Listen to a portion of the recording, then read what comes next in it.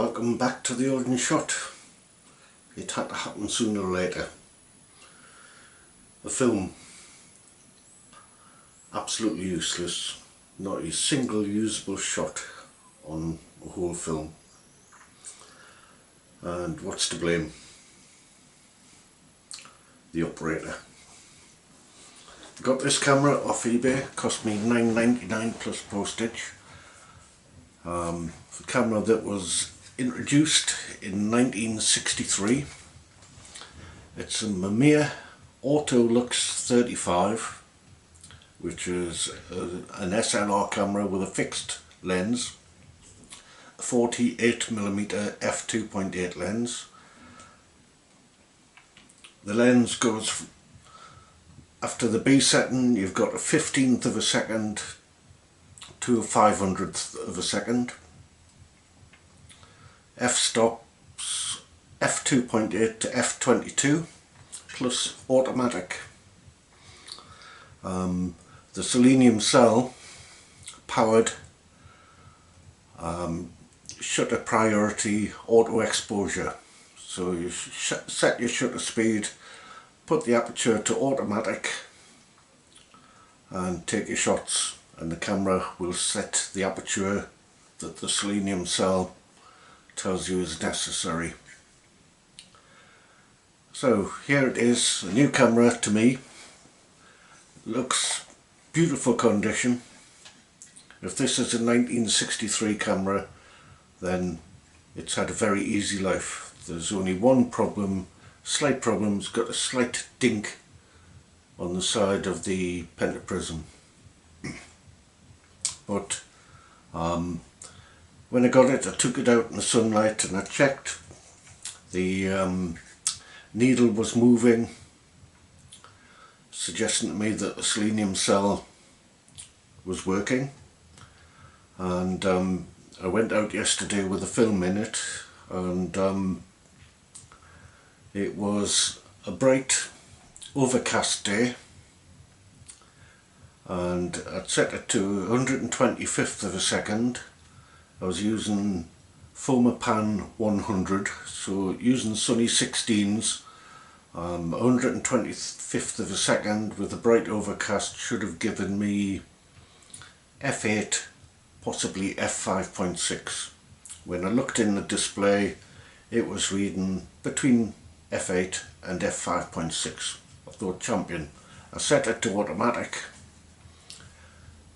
did a very long walk around Blythe, down to the quayside, then along to Ridley Park, taking photographs. I took 36 shots. What possessed me to set an unknown camera to automatic? Why didn't I set it to manual and do Sunny 16s? So I came back and I developed it. On top of everything else, I was using chemistry I've not used before, Ilford's ID11, which is powder developer, which I mixed up the other day.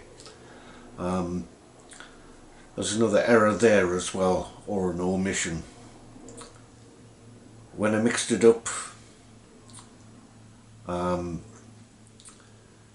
instead of letting it settle and then decanting it into the storage bottle, I just tipped it straight into the storage bottle. And when I was doing my mix, I did a 1+1 dilution on the ID11. I even stupidly shook the bottle before pouring it into the measuring bowl. I won't make those mistakes again. The ID11 and Fomapan 100, I looked it up on the massive dev chart, and it told me at 20 degrees centigrade 8 to 10 minutes development time. That isn't very precise. 8 seconds is only 80% of the time of 8 minutes is only 80% of the time of 10 minutes. There's a big difference there. However, I was feeling confident and I split the difference and I developed at 9 minutes. Still 10% less than 10 minutes, of course. I should have done more research.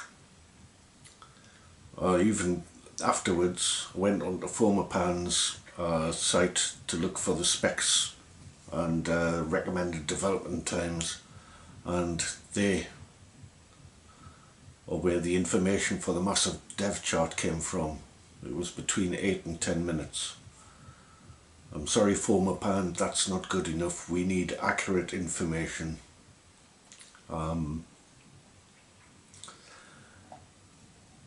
I suppose one bright side of it is it wasn't an important photo shoot. I was just trying out a camera. But because I was trying an unknown camera on automatic, I was using chemicals I was unfamiliar with development times that weren't precise. I really don't know for definite what went wrong with this film. I suspect when you see the films, you'll see there's quite a bit of grain, more grain than I had when I did Fomapan 100 the last time, and I said it was probably one of my new favourite films. This time very grainy. I don't think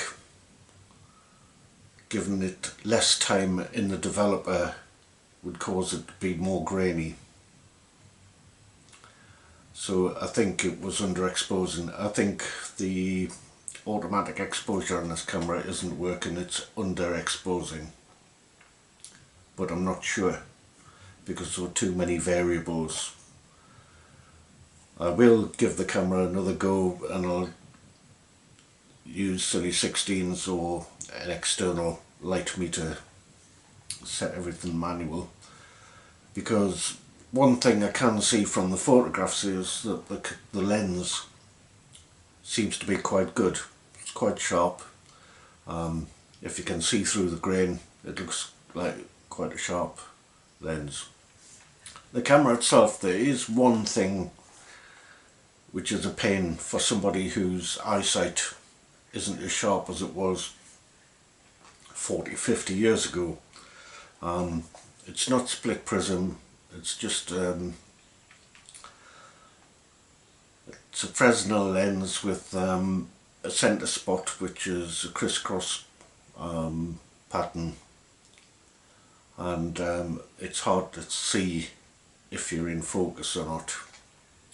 Probably good for a young whippersnapper with keen eyesight and can check the focus definitely, but for me it was difficult. And on top of that, the lens does not have a depth of field scale on it.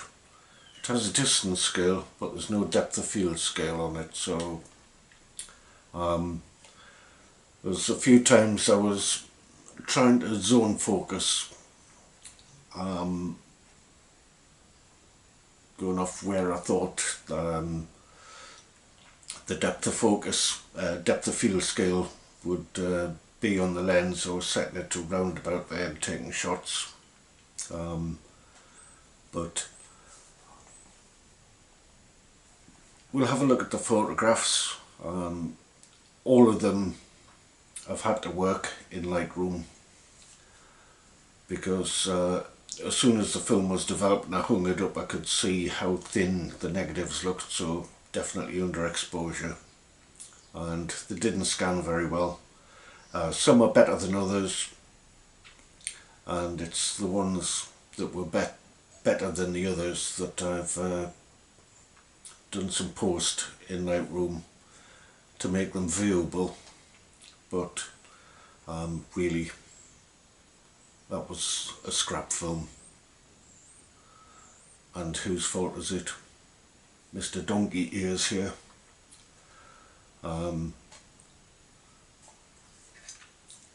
Too many errors.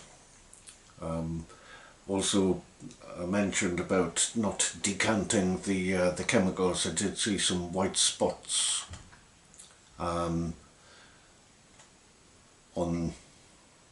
some of the shots, and I think that might be developer powder that hasn't dissolved, attaching itself to the film during processing. So before I do my next ID11, I'm going to decant carefully the liquid into another bottle, clean the bottle out and pour it back into the storage bottle. One thing right I have done is I've got concertina bottles, so I can expel the air before fastening the top down. So it should make the chemicals last longer because there's less air in the bottle. Right, we'll have a look at the photos and then I'll come back.